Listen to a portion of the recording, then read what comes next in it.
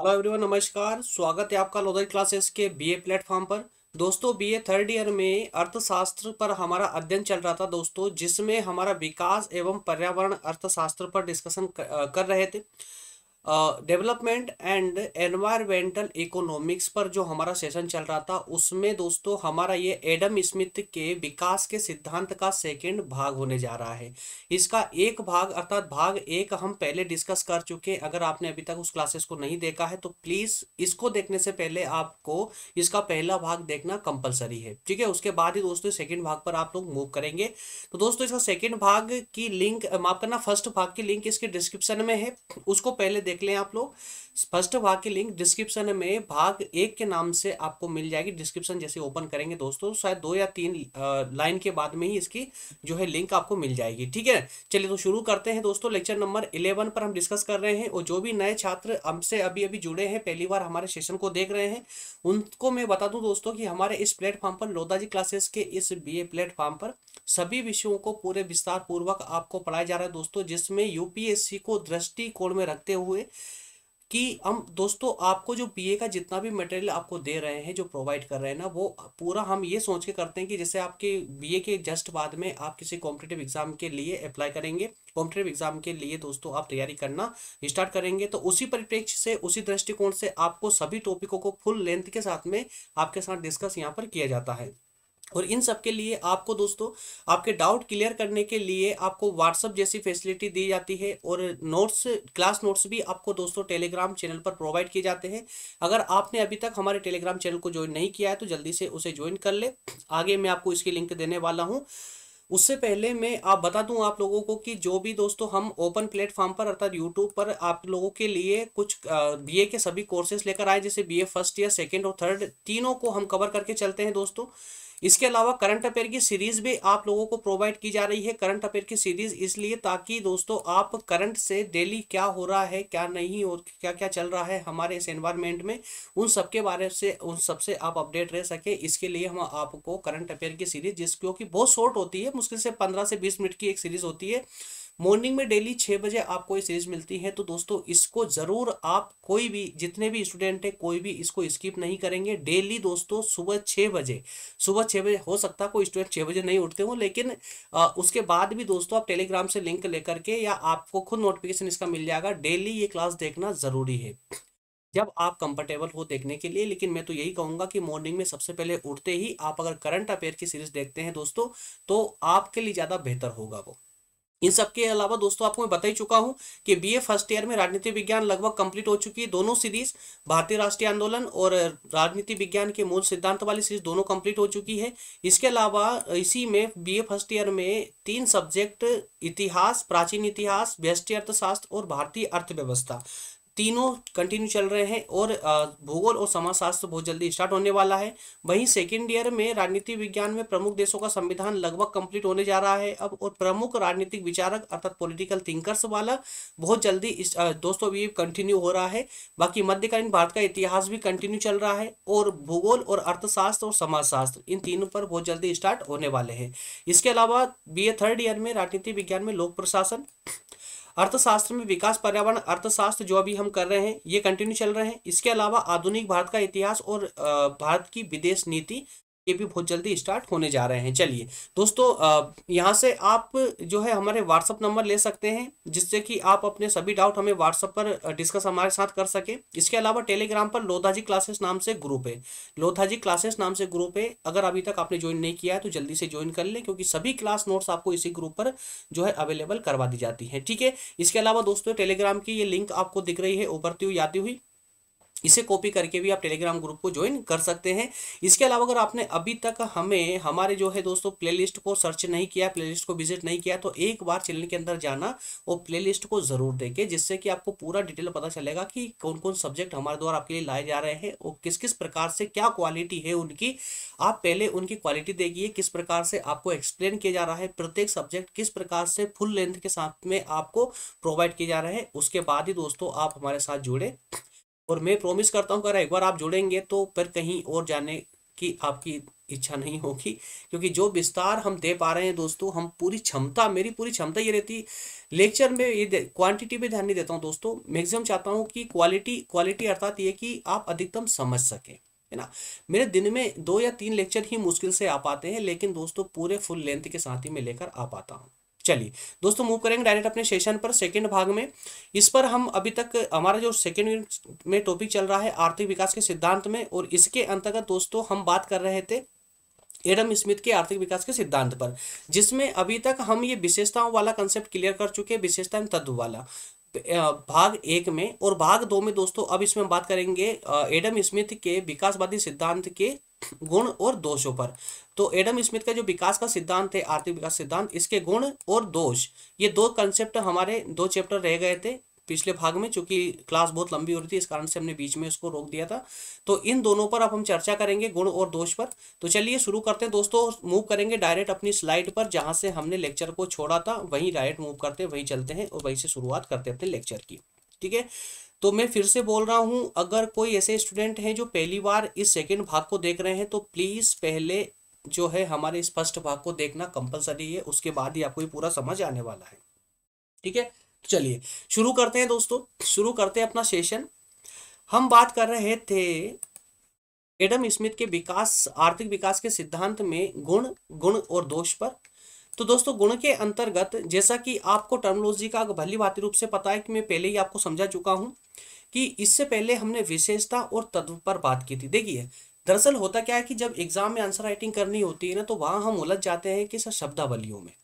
अगर एग्जाम आप यहाँ पर तैयारी कर गए हैं कि आपने विशेषताओं वाला कंसेप्ट पढ़ा है, और एग्जाम में आपसे तत्व पूछ लिए गए, तो आप वहाँ कंफ्यूज हो जाएंगे कि हमने तो विशेषताएं पढ़ी है, तो तत्व कैसे लेके हैं, है ना।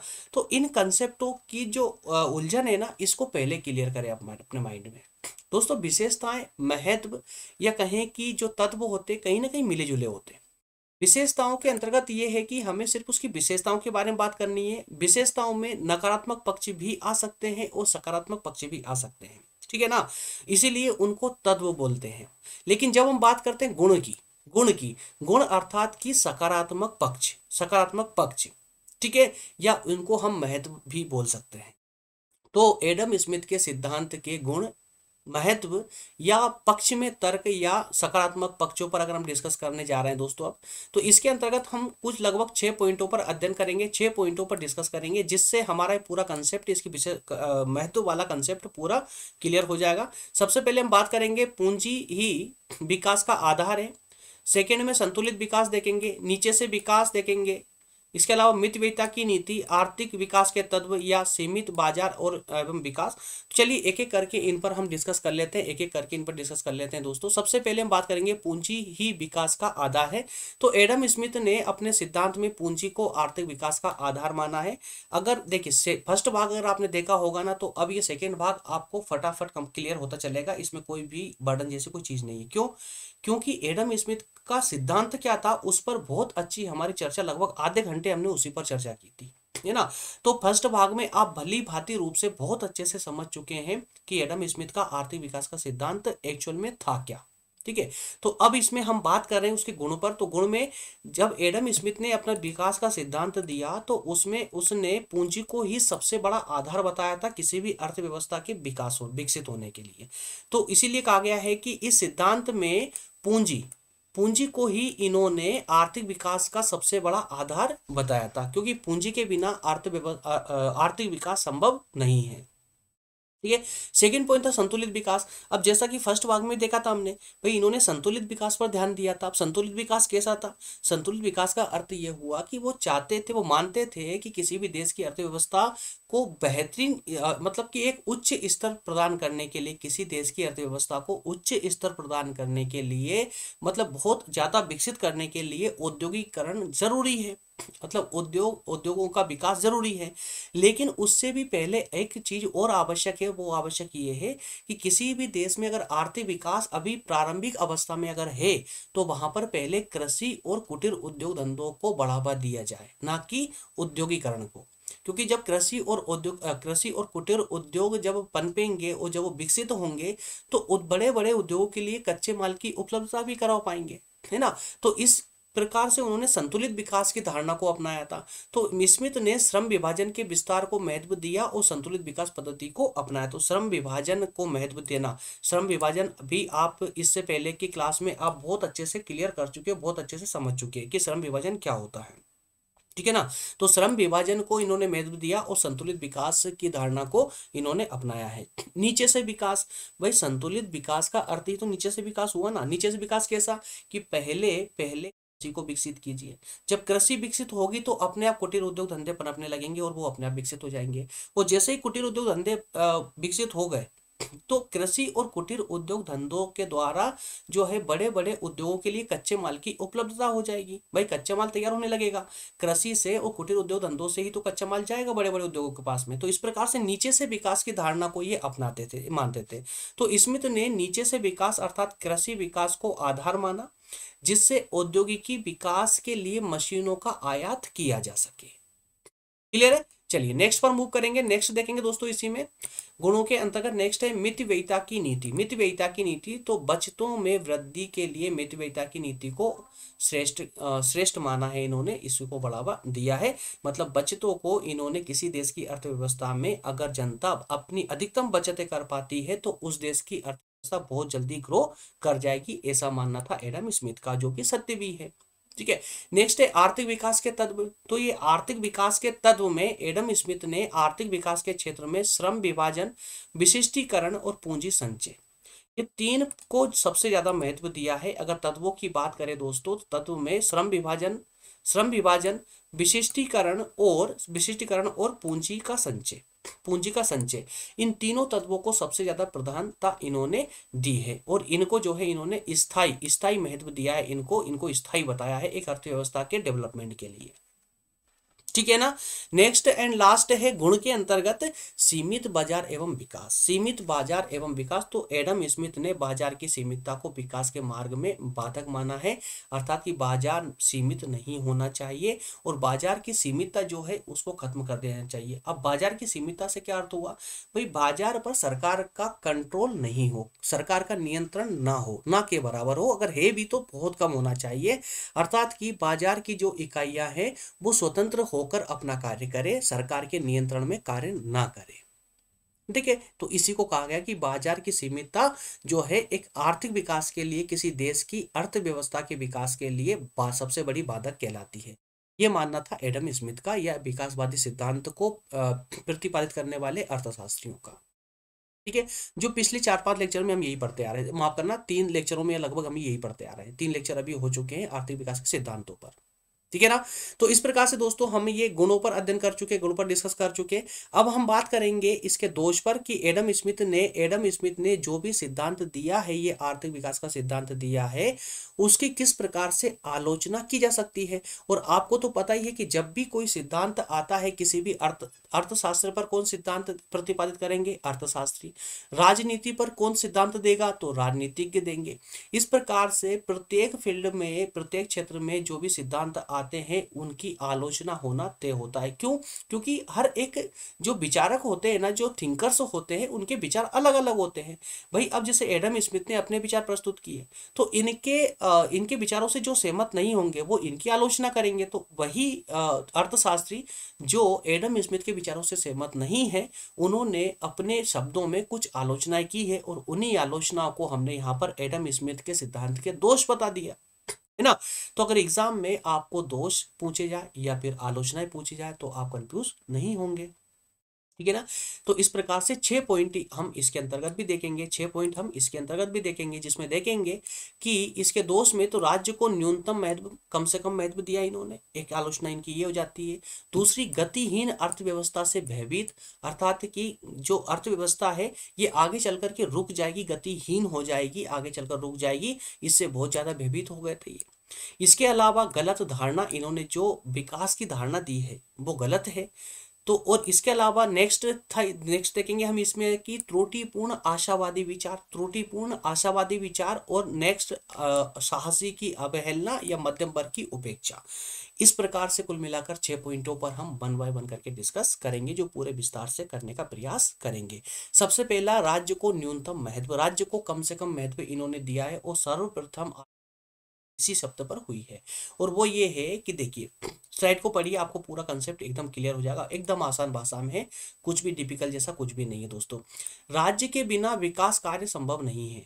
अच्छा, एक बात और इसमें बता दूं मैं आप लोगों को, पीपीटी को बनाते वक्त देखिए, ये मेरे हाथों से टाइप होती दोस्तों, हालांकि टाइप पीपीटी बनाने वाली टीम करती है। मेरा कार्य होता है कि जो भी मेरे पास सोर्सेस है आपको पढ़ाने के लिए, उनके द्वारा मैं जो है इनको हाथ से पहले राइटिंग करनी होती है, तो राइटिंग करके मैं देता हूँ, तब जाकर इस पर पीपीटी बनती है।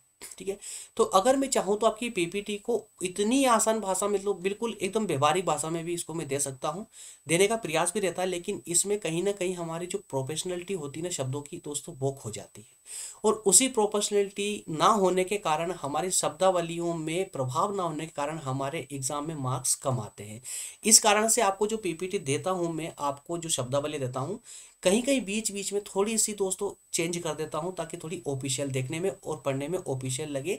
और जब इन शब्दों का बार बार पढ़ेंगे तो आपको ये टर्मिनोलॉजी या ये शब्दावली याद हो जाती है, और याद होने से आपकी जो आंसर राइटिंग होती है ना, उसमें एक नया निखार आता है, जिससे आंसर राइटिंग में आपको आंसर जो नंबर होते हैं वो ज़्यादा मिलने की संभावना रहती है। इस कारण से थोड़े से कुछ शब्द आपको जो है ऑफिशियल देखने को मिलते हैं मेरे इसमें। ठीक है ना। चलिए, तो राज्य के बिना विकास का कार्य संभव नहीं है। अब ये तो आप जानते हैं अच्छी तरह से कि आलोचकों ने पहली आलोचना में ही ये कहा है कि अगर राज्य अर्थात सरकार, अगर सरकार अगर अपना हाथ पूरी तरह से खींच ले विकास कार्यों से, तो उस राज्य का विकास संभव ही नहीं है। लेकिन स्मिथ ने क्या कहा है, स्मिथ ने क्या कहा है कि सरकार इसमें हस्तक्षेप ही ना करे तो ज्यादा बेहतर है, पब्लिक खुद अपना विकास कर लेगी। तो ये धारणा इनकी गलत थी। तो यहाँ पर कहने का अर्थ यह है कि राज्य के बिना विकास का कार्य संभव नहीं है, जबकि स्मिथ ने राज्य को न्यूनतम महत्व, कम से कम महत्व दिया है। आज यह प्रायः स्पष्ट हो गया है कि राज्य के हस्तक्षेप के बिना विकास कार्य कठिन ही नहीं बल्कि असंभव प्रतीत होता है। अगर विकास कार्य में राज्य ने हस्तक्षेप नहीं किया, सरकार ने हस्तक्षेप नहीं किया, तो विकास कार्य को तो आप भूल ही जाइए, है ना। इस प्रकार स्मिथ के द्वारा दी गई सार्वजनिक क्षेत्र की जो उपेक्षा की गई है, सार्वजनिक क्षेत्र अर्थात सरकार की उपेक्षा, है ना, ये सही नहीं है। यहाँ पर इनकी आलोचना की गई है। सेकेंड पॉइंट में बात करेंगे, गतिहीन अर्थव्यवस्था से भयभीत हो गई है। भाई गतिहीन अर्थव्यवस्था से किस प्रकार से भयभीत हो गई है कि स्मिथ का भय था, स्मिथ को डर था कि साधनों के पूर्ण उपयोग होने पर उत्पत्ति हास नियम लग जाता है। जैसा कि हमने दोस्तों इसके लेक्चर नंबर 9 में ग्राफ के माध्यम से उत्पत्ति हास नियम को समझने का प्रयास किया था।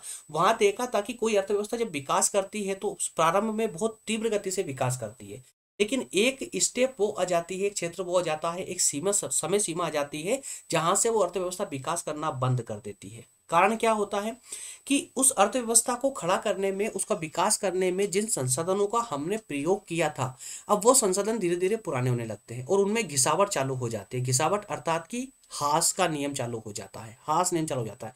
जैसे फॉर एग्जांपल आप हम कोई मान लेते हैं कि आज हमने एक बाइक ली, एक गाड़ी ली, या एक कार ली, कुछ भी एक संसाधन मान ली, एक गाड़ी ली हमने, आज लेते हैं तो मान लेते हैं कि वो 2 से 3 साल तक उसमें कोई रिपेयरिंग का अलग से खर्च नहीं होता है और व्यवस्थित रूप से चलती है। लेकिन ये तो तय है कि 2-3 साल बाद या 4 साल बाद, वो मेंटेनेंस के ऊपर डिपेंड करता है कैसा मेंटेनेंस आप रखते हैं, तो एक समय ऐसा आएगा जब वो गाड़ी भी उसके रिपेयरिंग के लिए एक्स्ट्रा चार्ज लेना लग जाएगी, है ना, एक्स्ट्रा चार्ज लेने लग जाएगी। तो जो एक्स्ट्रा चार्ज रिपेयरिंग का हुआ, उसके मेंटेनेंस का हुआ, जो चार्ज बाद में जाके बढ़ने लगा, वही होता है दोस्तों उत्पत्ति का हास नियम, है ना। कि अब जो है एक संसाधन इतना पुराना हो चुका है कि उसमें अलग से खर्चा करने की आवश्यकता पड़ रही है, तो उस खर्चे को घटाना पड़ता है। तो वो खर्चा उस अर्थव्यवस्था में इतना ज्यादा बढ़ जाएगा कि जो विकास कर रही थी अर्थव्यवस्था, उस विकास में अब वो उत्पत्ति का जो हास नियम लग रहा है ना, वो बाधक बन जाएगा और उस अर्थव्यवस्था को अब वो ऊपर नहीं बढ़ने देगा, है ना। तो इस बात से एडम स्मिथ जो है डरे हुए थे कि अगर हमने बहुत तीव्र गति से विकास किया तो वो विकास में लगने वाले संसाधनों पर इतना अधिक फिर आगे चल खर्चा होने लगेगा कि वो आर्थिक विकास जो है भाई स्तब्ध हो जाएगा, रुक जाएगा, है ना। तो गतिहीन अर्थव्यवस्था से विकास अवरुद्ध हो जाएगा, इस बात से वो डरे हुए थे। तो स्मिथ की गतिहीन अर्थव्यवस्था की जो धारणा है वो अवास्तविक है, वास्तविक नहीं है। उनका विचार है कि पूंजीवादी अर्थव्यवस्था की अंतिम अवस्था गतिहीन स्थिति है और जो वास्तविकता से एकदम परे है, प्रतीत नहीं होती। देखिए, एडम स्मिथ का मानना ये था, जो मैं आपको समझा चुका हूं, कि एक समय ऐसा आएगा जब अर्थव्यवस्था एकदम स्थिर हो जाएगी, आगे नहीं बढ़ पाएगी। लेकिन ये धारणा गलत है, और इस धारणा को गलत साबित किया है आज के विकसित देशों ने। आज के विकसित देशों ने, जैसे कि हम अगर देश से देखें दोस्तों, तो कई सारे आज विकसित देश, जैसे अमेरिका है, ब्रिटेन है, स्विट्जरलैंड है, फ्रांस है, ये सब विकसित देश है। इनमें औद्योगिकरण ज्यादा तीव्र गति से हुआ है, और वहाँ कृषि या कहें कि कुटीर उद्योग धंधे कम है, बल्कि औद्योगिकरण ज्यादा तीव्र गति से चल रहा है। तो यहाँ पर भी तो संसाधनों का प्रयोग होता है, तो यहाँ पर तो उत्पत्ति का हास नियम लागू तो हुआ, लेकिन उसको लंबे समय तक लागू करने से उसको रोका जा सकता है। कई सारी ऐसी टेक्नोलॉजी है, तो टेक्नोलॉजी का प्रयोग करके उसको जो है जो हास है, जो नुकसान है, लॉस है, उसको कम से कम किया जा सकता है ना। तो इस प्रकार से इनकी आलोचना की गई। नेक्स्ट, गलत धारणा। गलत धारणा के अंतर्गत ये है कि स्मिथ का विचार था कि विकास में सर्व वर्गों को लाभ होता है, कि जब आर्थिक विकास होता है तो सभी वर्गों को लाभ होता है, जो बाद में मार्क्स द्वारा गलत सिद्ध कर दिया गया। तो मार्क्स ने पहले तो कहा था कि विकास में जो है सर्व वर्गों को लाभ होता है, और इसको फिर मार्क्स ने गलत भी साबित कर दिया। तो मार्क्स ने स्पष्ट कर दिया कि जब तक विकास के कार्य में राज्य का हस्तक्षेप नहीं होता है, तब तक समाज के सभी वर्गों को लाभ नहीं मिलता है। तो इन्होंने जो है उलझाने वाली बात कही है। एक पक्ष में कहा है कि राज्य का सहयोग होना चाहिए, और एक तरफ कहा है कि राज्य का हस्तक्षेप नहीं होना चाहिए, है ना। तो इस प्रकार से वो खुद के ही बातों में, खुद के ही नियमों में उलझ गए। तो ये एक इनकी गलत धारणा के रूप में एक आलोचना इनकी ये हो सकती है। अगला देखें तो त्रुटिपूर्ण आशावादी विचार। त्रुटिपूर्ण आशावादी विचार अर्थात कि जो इनके आशावादी विचार थे वो भी गलत थे। इनके आशावादी विचार भी गलत थे। किस प्रकार से, कि स्मिथ ने व्यापार चक्र के संबंध में इस बात का कोई वर्णन नहीं किया कि व्यापार चक्र कैसे कार्य करता है। अब दोस्तों, आप सबको अच्छी तरह पता है, आप थर्ड ईयर में बैठे हुए हैं, फर्स्ट ईयर से आप इकोनॉमी पढ़ते आ रहे हैं। भाई, हमारा एक अर्थव्यवस्था में एक आर्थिक साइकिल होता है, इकोनॉमिक साइकिल होता है, जो एक दूसरे से कनेक्ट, सारे तत्व एक दूसरे से कनेक्टेड होते हैं, और उसी के द्वारा एक हमारा जो इकोनॉमिक साइकिल होता है वो चलता है ना। तो इस साइकिल के बारे में स्मिथ बिल्कुल पूरी तरह से अनभिज्ञ रहे, मतलब उनको पता ही नहीं था इस बारे में, और उन्होंने कुछ भी वर्णन अपने सिद्धांत में बिल्कुल भी इकोनॉमिक साइकिल के बारे में बिल्कुल बात ही नहीं की। और इसी को हम बोल रहे हैं व्यापार चक्र। व्यापार चक्र ये कैसे कार्य करता है, ये क्या होता है, इसके बारे में उन्होंने चर्चा ही नहीं की, जो सबसे बड़ी आलोचना का विषय इनका बना। इस प्रकार ये एक त्रुटिपूर्ण विचार व्यवस्था थी। ठीक है, नेक्स्ट में देखेंगे। नेक्स्ट में साहसी की अवहेलना। साहसी मतलब कौन हो गया भैया?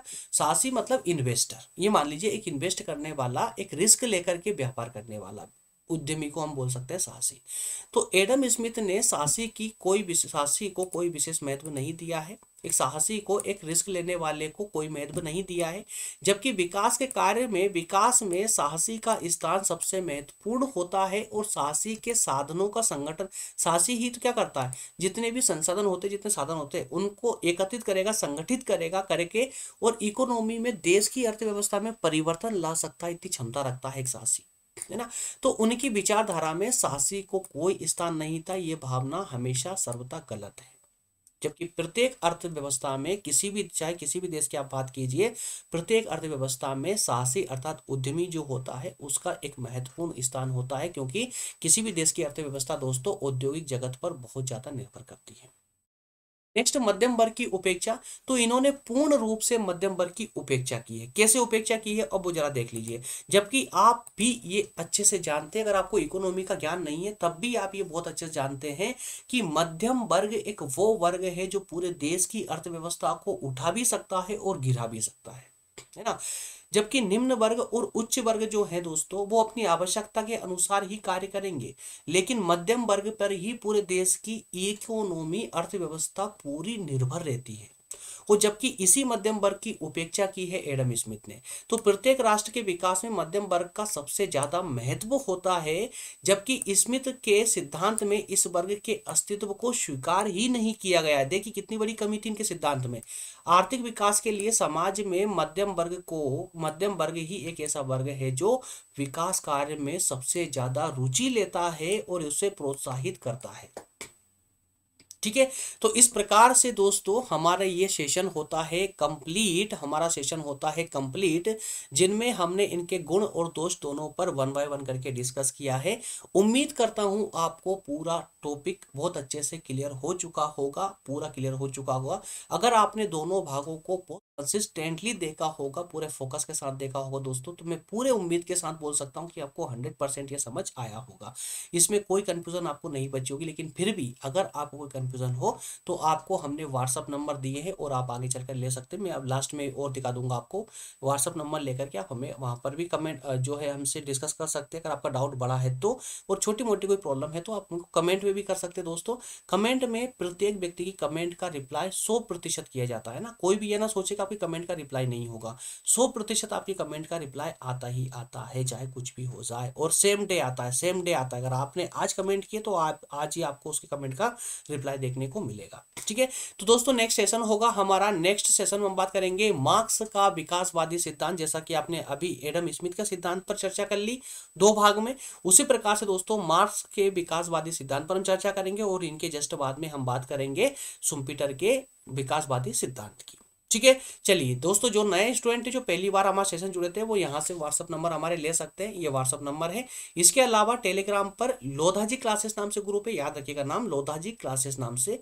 जी हाँ, जिस नाम से हमारा यूट्यूब चैनल है उसी नाम से जो है ग्रुप भी क्रिएट कर दिया गया है, उसको डाउनलोड कर लेंगे आप। ग्रुप पर जाइए, ग्रुप ज्वाइन कीजिए, वहां पर आपको सभी क्लास नोट्स आपको वहीं मिलेंगे। कृपया करके व्हाट्सअप पे ना मुझसे नोट्स ना मांगे। ठीक है। टेलीग्राम दे रखा आप लोगों को, टेलीग्राम ज्वाइन करें।